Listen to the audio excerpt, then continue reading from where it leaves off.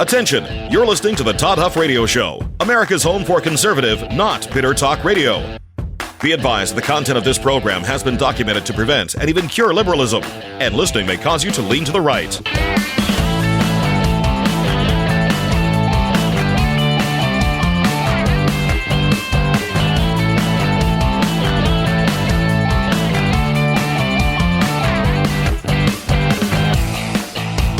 Here's your conservative, but not bitter host, Todd Huff. Well, my friends, they have told us for a long time, for years in fact, that silence is violence, the left and the Democrats. So I am going to do my part today to make sure that I do not inflict violence on this country by remaining silent about the violence that is happening in Los Angeles, California, in spite of what the Democrats, in spite of what the radical left, the media and so forth, in spite of what they would have us to believe, my friends. Silence is violence. I'm just telling you what they've told us for years. We can't be silent in the face of injustice or harmful actions, and certainly we would say that throwing rocks at police cars, dropping pieces of asphalt off of overpasses on top of windshields of police cars, starting fires in cities, surely we would agree that that is a form of violence, or at least it's harmful actions. You know, the phrase, I'm looking here online, the phrase silence is violence is a slogan that conveys the idea that remaining silent in the face of injustice or harmful actions can be a form of complicity and perpetuate harm. So I am doing my best to make sure that I am not involved in the injustice, that I'm not involved in the harmful actions by saying nothing while these lunatics and self-righteous agitators take to the streets of Los Angeles, and by the way, maybe soon to a city near you. I'm not going to remain silent as these jokers, clowns, lunatics, and radical leftists try to harm people who are law enforcement officers, who try to burn their cities to the ground. What is wrong with these people? I've got a lot to talk about today. In fact, I'm going to start with the montage put together by, I think it's Hot Air put this together. Is that who it is? Let me look here. HotAir.com. They've got a montage of media personalities, guests on shows, and so forth, telling us that these riots and protests are mostly peaceful. So we're going to talk about here today. There's lots to get to as this story continues to develop. This, by the way, is the fruition. This is the fruit of what it means, of what it means if you've planted the seeds, if you've sown the seeds of radical leftists, of the radical left's worldview and ideology. This is the fruit. This is the fruit of it. Angry, self-righteous, masked agitators running wild in the streets of Los Angeles, my friends. That's what we're going to talk about here today. But I want to start by reminding you that there is very little that's more important than a good night's sleep. I went to bed early last night. I did. That's where we recharge our batteries to fight the battles of the day, whether it's working our jobs, running our businesses, whether it's raising our families, whether it's serving in our churches, working at the school, whatever the case may be. It also includes standing up for what's right in this country, because I know I've got a group of you out there that are totally fixated on being a part of the solution to save this great nation. That's why I love MyPillow. They've got everything that you need, from their patented pillows, which I've told you help hold this big head that I've got sitting on top of my broad shoulders. You know, I ran into somebody the other day that said I didn't look in person like he expected me to look. And I don't know. I try to tell you, I got a big head and broad shoulders. I don't know how more clearly I could communicate that. But the MyPillow fits in there perfectly to support my neck, as I am a side sleeper. But whether you're looking at their pillows, their luxurious towels, their very comfortable slippers, MyPillow has a solution for you, my friends. And let's not forget they're made here, right here in the good old US of A. You're not just buying comfort, you're supporting American jobs and American values. That is a win-win, my friends. Go to MyPillow.com. Use my name, Todd, during the checkout process, and you're going to get discounts on the MyPillow store. Do not wait, whether it's for your sleep, your mornings, or just a little bit of extra comfort throughout the day. MyPillow has you covered. MyPillow.com, promo code Todd, my friends. All right, so let's begin here, as I'm doing my best today to make sure that I am not remaining silent and therefore contributing to anything in the day in Los Angeles that would be construed to be violent. So that's what my mission is today. I'm just following the advice of the left. That's what we're supposed to do. Well, except for now, when there is actual violence, if you take the direction from the Dramocrats and the radical left, you're supposed to say that there is no violence, or you're at least supposed to say that they're mostly peaceful riots. Is there such a thing as a peaceful riot? The world is we all know what a riot is. Let's look at I'm going to look this up. I haven't looked this up yet. What's the actual definition of a riot? The textbook definition of a riot. Let's see what it says here. This is fantastic. I can't make this up. A violent disturbance of the peace by a crowd. A violent disturbance of the peace by a crowd. That is exactly what this is. Now, you can see, I've done the public service yesterday. In fact, I did it today on the Todd Talk as well, where I explained to the people who are confused. And look, there may be a leftist tuned in here today that's confused about what is a protest and what is a riot. I'm not going to go through the whole thing, but there's cars on fire and debris flying through the air that's being hurled at law enforcement officers, things like rocks and bricks and pieces of concrete and so forth. You've ceased attending a protest, and my friends, you are, unfortunately, or I guess for some of those who love this stuff, I guess fortunately you're at a riot. If there's fires just burning in the streets, if you're dancing on top of cop cars, if you're busting windows out of things, if you're looting for Jordan sneakers, which I saw in the stack of stuff today, Air Jordans have been looted in Los Angeles. If any of these things happen, you're not at a protest. You're not at a peaceful demonstration. You have attended a riot, a violent disturbance of the peace by a crowd. That's the definition. A violent disturbance of the peace by a crowd. That is exactly what we've got going on here. But yet they refuse, they the left, they the media, refuse, they the Democrat Party, the Dramocrats. They refuse to acknowledge this. They absolutely refuse to acknowledge this. This is unbelievable. This is 2 minutes and 4 seconds of guess of people in the media.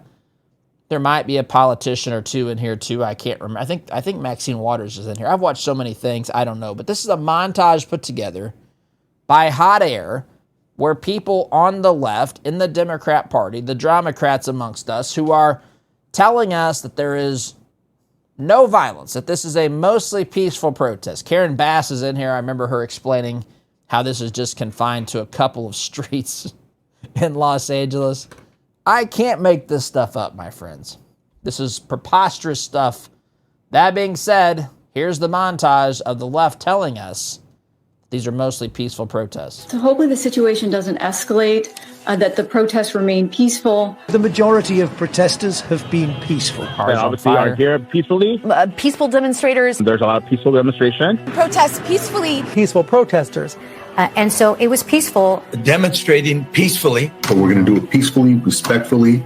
He doesn't like the scenes of people peacefully protesting. He saw some more, some peaceful demonstrators. The most important thing right now is that our city be peaceful. We are having an administration that's targeting peaceful protests, people that are there to protest. But that feeling of powerlessness and that anger that took so many people to the streets to protest peacefully. Please maintain peaceful demonstrations the way most of them have. Demonstrations in defense of our immigrant neighbors have been overwhelmingly peaceful. Most of the crowds, again, that I saw, that I spoke to, that I was interacting with, these are peaceful people that want to get their message across. They brought signs. They're out with families in some places. The vast majority of protesters and demonstrators are peaceful. Just a bunch of people having fun watching cars burn. Nothing was happening here. Los Angeles was peaceful. There had been no violence where anybody that was protesting hit anybody, shot anybody, threatened anybody. Nothing has happened. A lot of these peaceful protests are being generated because the President of the United States is sowing chaos and confusion. It was peaceful. And meanwhile, Democrats are attacking President Trump's decision to activate the National Guard, insisting the protests were mostly peaceful. So we were covering this live on the Big Weekend show last night, watching these pictures, these aerial images that were disgusting to watch. And it was breathtaking, frankly, to see virtually every Democrat in the country come out and say, this is mostly peaceful or just straight up peaceful. And the rioting is the fault of Donald Trump and ICE. Yeah, that's what they say now. So they are blaming Trump and ICE. Now, friends, you couldn't see the video as I played it because, of course, you're listening to this wonderful program on radio or on podcast, audio only. And you couldn't see what I was, but you could in your brain. You could, because you've seen images of this. You've seen people pelting cop cars with, folks, pieces of asphalt and concrete. I don't know if you've ever picked up. I've got a relative that's in the asphalt business. My dad used to work when he was younger, before I was here. He used to work in asphalt too, and I've, like I said, I've got a cousin, an uncle who do this stuff. I've not been around it. I've been around them and their business. But I mean, I'm familiar with a chunk of asphalt. And I'm familiar, I have an idea of what that can do as it's being hurled from an overpass down below on top of cop cars, shattering windshields. I understand what that could do if that hit somebody. By the way, same said cousins and I, back in probably the late 80s, were having a dirt clod fight. That's right. This is what we used to do back in the day. I tell these stories to my kids, and they think I grew up in another universe, another planet. These things are so foreign to them. Some of the things that happen, some folks, I'm not suggesting that you do this. Do not misunderstand me. This is not a license to do any of these things. Kids, listen to your parents. And remain safe. But there's plenty of kids that used to be in BB gun battles. They would shoot each other with BB guns. Again, I'm not saying that we should do that. I'm just, as I'm thinking of this, and I remember when we were in the dirt clod fight, it was at night. Of course it was at night. I mean, that's even safer. It was stupid. We were kids. And I looked up, and as one was being hurled my direction, I lost it in the light, regained vision of it about a foot from my face, and it pelted me right in the eye. And there was, of course, inside the dirt clod, as this sometimes is the case, there was a rock inside the dirt clod. I still have a scar from that, and I can still, you tell those stories and you remember, it's almost like you can feel a little bit of that. And I just felt a little bit of that pain as it busted my eye. I'm familiar with what little rocks can do being hurled.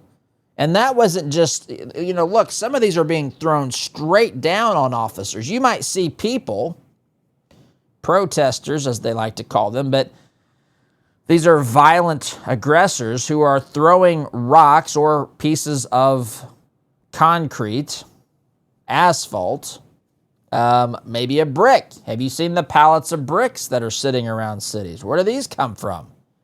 How do they end up here? But you see cars driving by, police cars, sometimes just regular cars, and you'll see some masked, self-righteous lunatic throwing rocks and pieces of concrete hard as he can, like he's Nolan Ryan, and hitting the side of cars. Do they not think that that can go through the side window? Do they not think that that could hit somebody in the head and kill them? This is dangerous stuff. These people are behaving like absolute barbarians, and the media and the Democrat Party, the Dramocrats among us, are insisting that these are mostly peaceful. Mostly peaceful protests.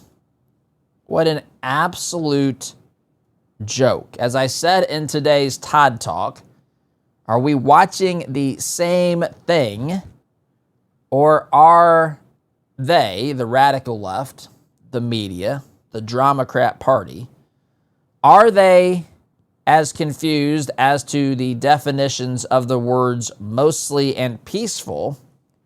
Are they as confused with defining those words as they are when they come to define the word woman?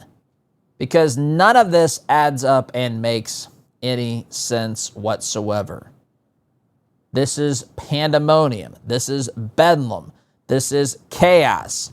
This is violence. Friends, if silence is violence, as I told you off the top of the program, I'm just doing my patriotic duty here, listening to the advice of the radical left as I make sure that I let you know that silence, you're not going to have violence that comes from my silence. But if silence is violence, as they like to say, surely violence is violence, isn't it? I mean, if it's violent to sit by and say nothing as violence is happening, or as a scenario is happening whereby violence is the likely outcome, or at least a probable outcome, whatever, even a possible outcome. If you're sitting by, if your silence in a situation is violence, then surely your violence in a situation is violence. You know, I looked up the word riot a minute ago at the beginning of the program. It says a violent disturbance of the peace by a crowd. That seems to be, you know, sometimes I read definitions and I think, that's not the clearest way to say that. That's a pretty clear way to say that. I don't know if they've used AI to come up with that or what. But let's look up what the word violence technically means. Behavior involving physical force intended to hurt, damage, or kill someone or something. How can you watch 5 seconds of the video? And I've got so much stuff. I got a lot of video, but what am I going to do with that besides tell you what I see? You have seen some of this video. You have seen some of the violence. You have read some of the accounts. You've seen some of the things done. Have you seen any behavior involving physical force intended to hurt, damage, or kill someone or something? I mean, I've seen hundreds of examples, and I haven't even sat and watched it. If you're watching this live, if you're watching this happen for 2 hours, some people do this. I don't do this. I mean, there have been times when something captivates me. I do remember watching the Ferguson riots unfold. I watched that live. I was up. I feel like that was later at night. I was up late. That came on, and I was just stunned by everything that I had witnessed during that riot. But, you know, there are countless examples of behavior that involves physical force, and that physical force is intended to hurt, damage, or kill someone or something. And when you're hurling big pieces of asphalt at a cop car and there are cops around, you're intending that to hurt, damage.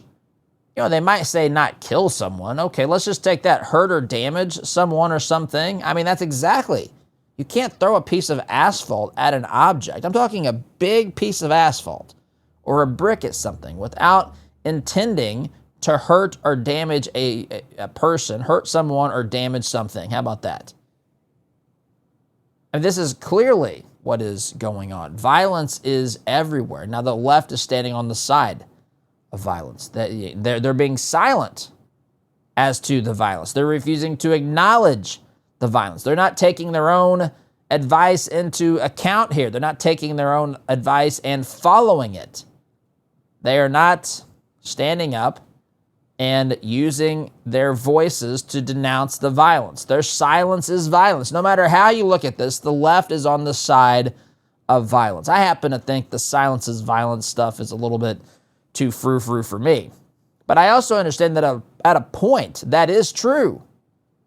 That is true. If things are so bad and there's openly things happening in your community and you don't stand up to do something about it, your willingness, or your, I guess, lack of willingness to confront it is at some level at least semi-complicit. If you don't stand up in the face of evil, I mean, how many people have they not run into bullies on the playground before? This is exactly how bullies behave. They want to blame Trump, by the way. That's something else I want to talk about here. They want to blame Trump. They say Trump's the one who's ratcheting this up by bringing in the National Guard, by bringing in now the Marine Corps to secure the city. People are defending Gavin Newsom. Gavin Newsom's out there daring Tom Homan to arrest him. Gavin Newsom has started his 2028 presidential campaign here to try to look like he's some sort of a hero. Let him. They are completely and utterly on the wrong side of this. There are issues sometimes when I disagree with someone on the left. Listen, the radical left's ideology is morally bankrupt. It is absolutely just utter depravity. But there are issues that I can at least see the perspective of someone on the other side. I don't on this side. You're beyond wrong in every conceivable way if you think that this is a peaceful protest, and if you think that it's Trump's fault for ratcheting this up, for enforcing the law. My friends, if you think that, go to the nearest mirror if you're confused about the cause of the problem and look firmly at the reflection shining back at you, because you will find one of the complicit people who are condoning this crap.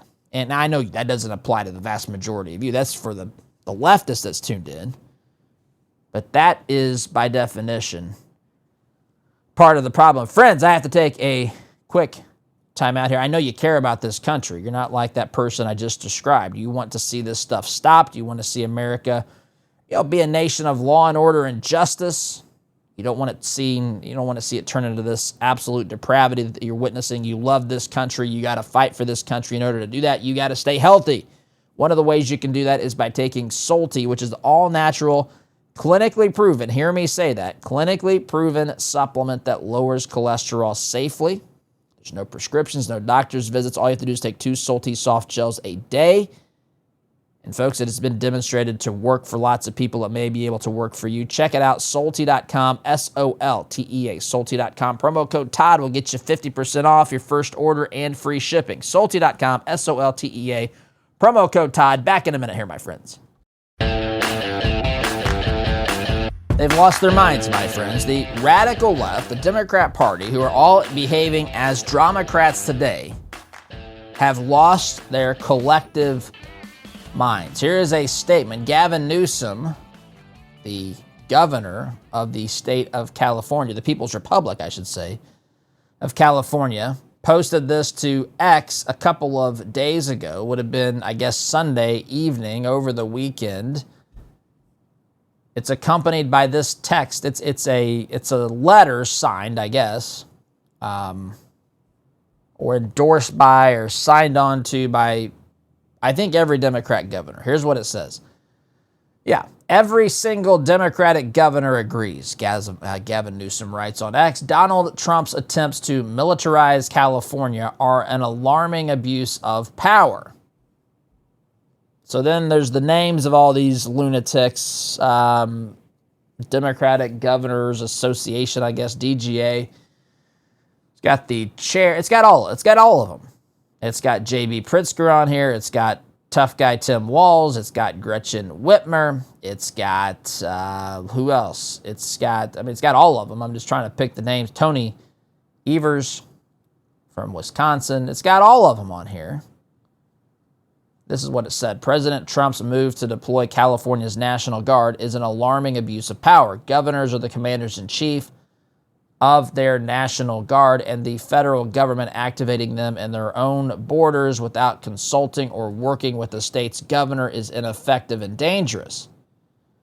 Further, threatening to send the U.S. Marines, Trump has since ordered this, by the way. The administration has But at the time, it was just a quote-unquote threat to send the U.S. Marines into American neighborhoods, undermines the mission of our service members and, erodes public trust and shows the Trump administration does not trust local law enforcement. They have no control. They've been overwhelmed. They are being led by people that don't want them to intervene in this. Josh Shapiro, I skipped his name. He's also signed this. Wes Moore. By the way, at Katie Hobbs, all of these governors, Andy Beshear, just remember, one of these clowns is going to try to run for president, maybe multiple. Just remember, they signed on to this. They signed on to this basically saying Governor Newsom and Karen Bass were handling the situation perfectly fine. That's what this letter means. There's one more stupid paragraph here.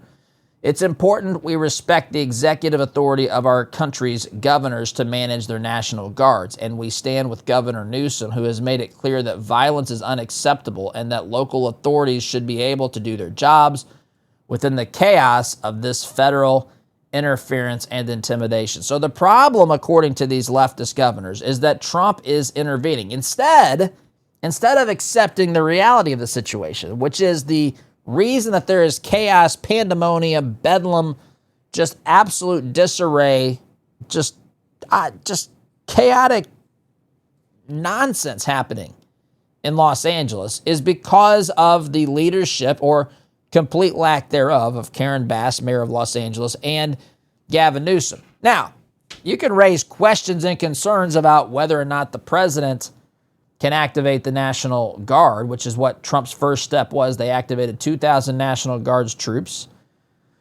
They have since activated another 2,000 and sent between 500 and 700 U.S. Marines to the city to try to stop the nonsense. The city of Los Angeles, the governor of California, governors of all the other blue states, all the other states with Democratic governors, have basically signed on here and said, hey, what Gavin Newsom, the governor of California, was doing was perfectly fine. Trump's the one that's amping this thing up. Now, how is that the case? Let's go back and let's look at what is going on. How did we get here? I know yesterday we did a little bit of how did we get here. Let's do how did we get here in this particular situation.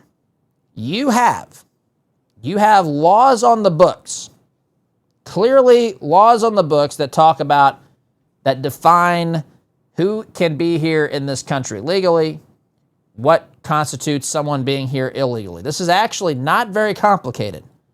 It's pretty straightforward.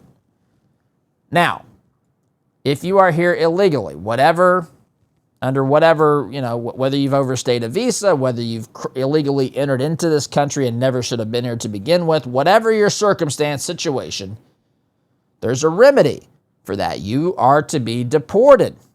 Now, we've ignored that. We have had administration after administration ignore that for a long time.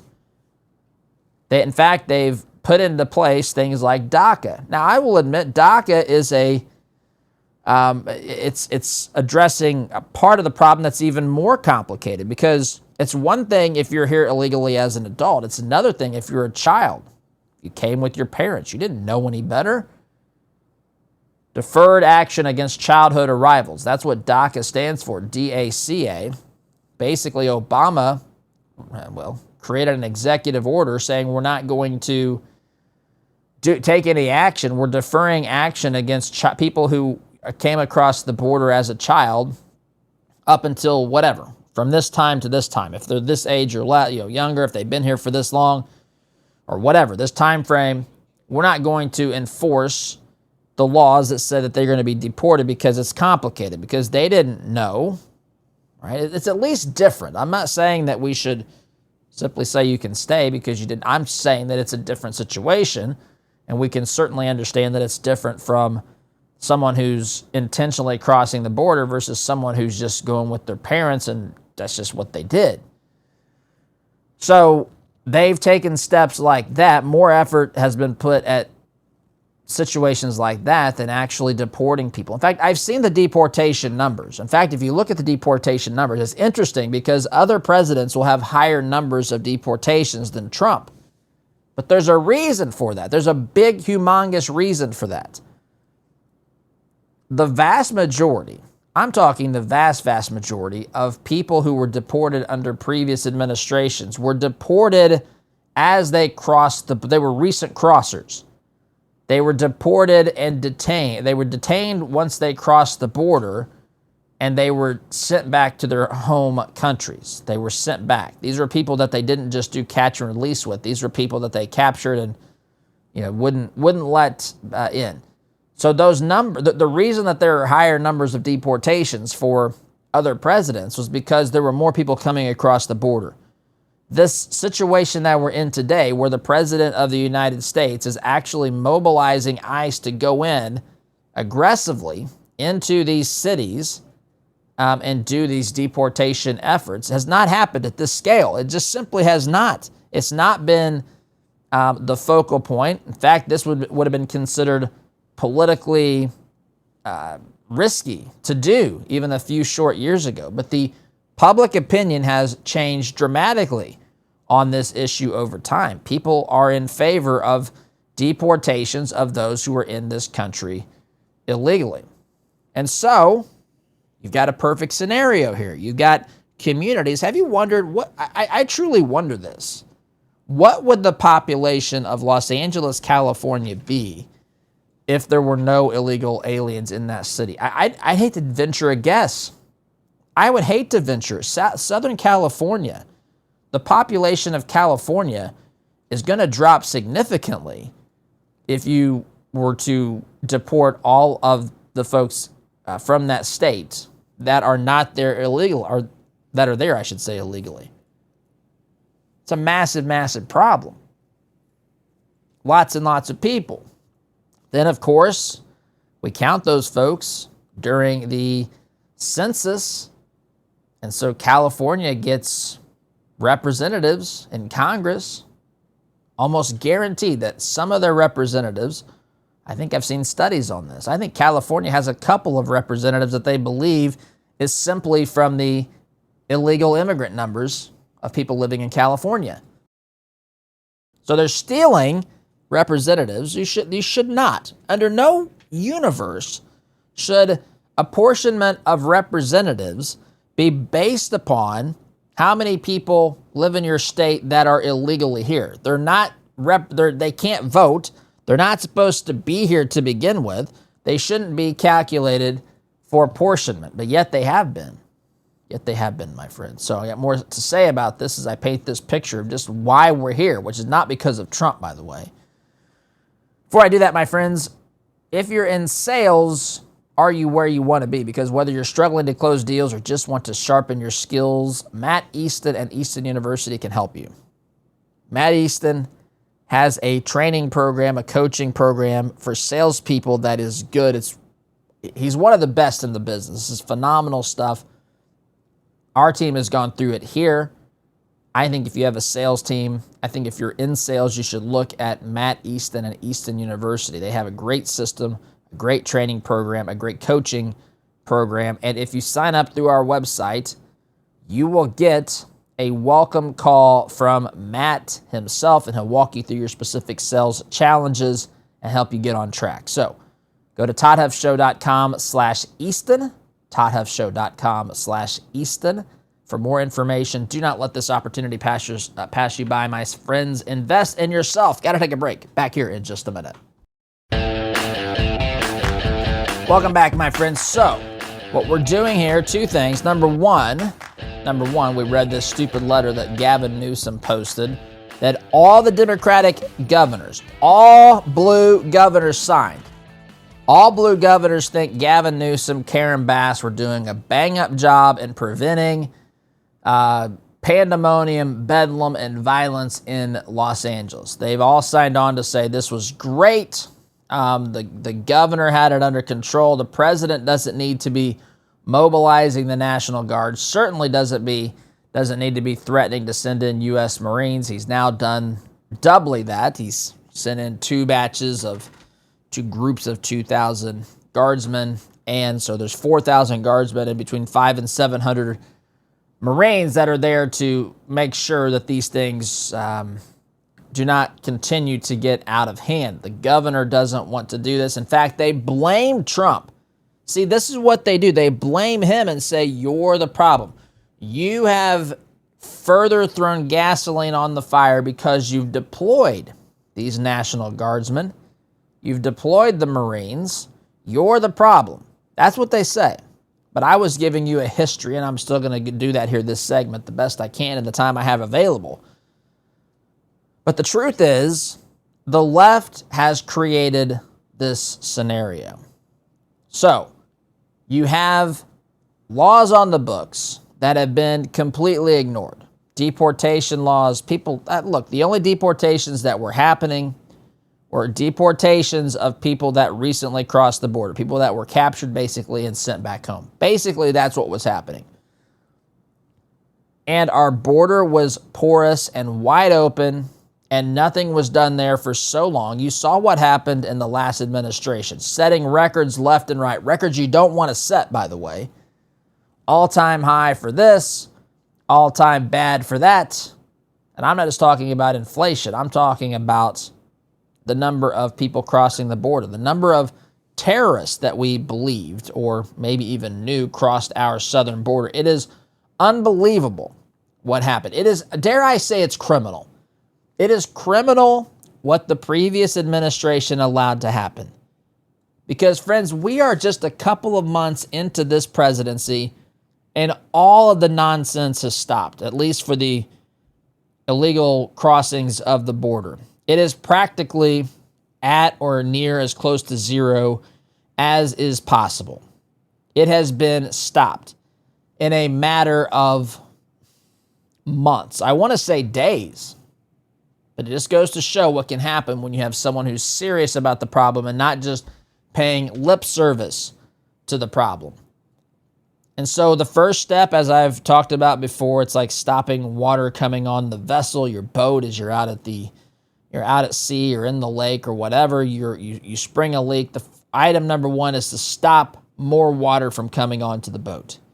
That's what Trump's done by securing the border. Then number two is, what do we do with the water that's on the boat? And obviously at some point you think we got to bail some of this water. We got to bail as much of the water as we can. And so that's akin to deportations. But now here's the scenario you've got. You've got entire states and cities that proportionally, I don't know, I'm going to see during the break if I can see any numbers. I haven't looked this up yet, but I asked a question last segment that, well, really stirred some interest in my mind as I thought about this. But what is the estimated percentage of people in Los Angeles, in Southern California, who are here illegally? We know that nationwide, they tell us it's 20-some million people. I mean, at some point, we truly don't know. Some people will say 20 million, 22 million, 25 million. Heck, it might be more than that. Folks, we're a nation that's 335 million people. So if 33 million people is 10% of this country could be here illegally. I mean, that may be a stretch. I don't know. That may not be a stretch. I don't know that we truly know. But we know that from the concentration of folks in Southern California, there's a pretty high, a higher than average percentage of people who I would assume are here illegally. And what happens? What happens to that if Trump is able to deport these people en masse? Which is what he's, again, starting with the people who are violent or who have criminal records. But listen, if they're going after one person or a group of people and they find others along the way, they're going to be that are here illegally, they're going to be deported as well. And so you have these sanctuary cities and these sanctuary states that have come up that have basically said, effectively, a sanctuary city or state is a defined area that says we're not going to cooperate with federal law enforcement agents if they're trying to deport someone. We're not going to give them resources. We're not going to tell them your immigration status. We're not going to look at any of that. We're just going to look, if we encounter you on the streets and pull you over to give you a ticket, we're not going to ask that stuff. If ICE comes in and says, hey, the person that you arrested yesterday for this or that, we have a warrant for them, they're not going to cooperate. They say we're not going to give our own resources at deporting people who are here, who have contributed to our communities, who are here peaceably, who have not caused problems. All of this, even though the laws on the books are what the laws are. And so obviously, people that have sanctuary states and sanctuary cities, those communities have a higher propensity of, it only stands to reason, right? If you're someone who's here illegally, you'd certainly want to be in a place that says, look, we're not really trying to figure out if you're here illegally or not. You can do your own thing, just don't break any of our other laws, basically, is where they have come down on that. So, more to say on this. This isn't Trump's fault, though, by the way. Gotta go. SDG.